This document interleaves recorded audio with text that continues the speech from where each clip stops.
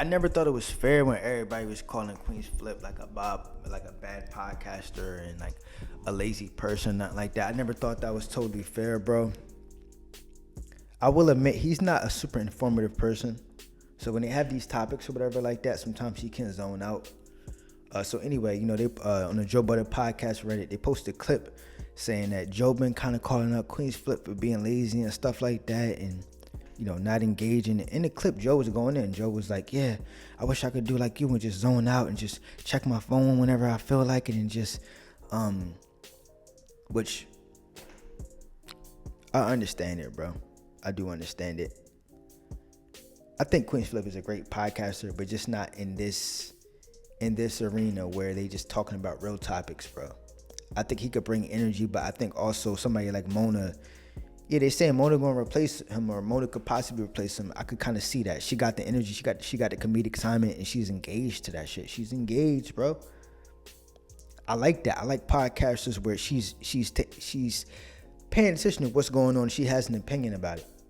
You feel me? Like, she don't look at it. You could tell like she's not an ignorant person. She be ghetto at times, but she's not an ignorant person. She one of them people who, same thing with Mark. He know what's going on. He's in the know. He knows, I'm a podcaster. I have to be in the know. And a lot of these podcasters refuse to do that. You feel me? Which I do understand that. They looking at it like, y'all get paid to come up here.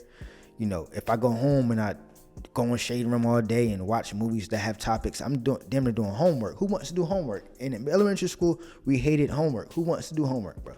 So I do kind of understand that. But I think for a lot of podcasters, bro, you do have to kind of be more engaged and be in the know, to just so when the topics do come up, you have an opinion about it. You could talk. You can add something to it. You just not in the room. You feel me? Like, just looking dumb, just throwing it off. You feel me? But the Queenz Flip slander, me personally, I understand it. I'm not a big fan of it, only because I look at it like, yeah, bro, it wasn't the best on the podcast, but he brought a lot to the network, bro. He brought a lot to the network, like probably more than a lot of them dudes. You feel me? Ice and Ish helped save it, with their personality. Like, they came, everything meshed pretty well or whatever like that. Mainly Ish, if you just really being real about it. It was really mainly Ish. If you like, Ice was cool, but come on now, mainly Ish. You feel me? They could have put Ice in Ish, and they could have put anybody in the other seat. It would have worked out. You feel me? So it was mainly Joe and Ish's chemistry, if you being real about it.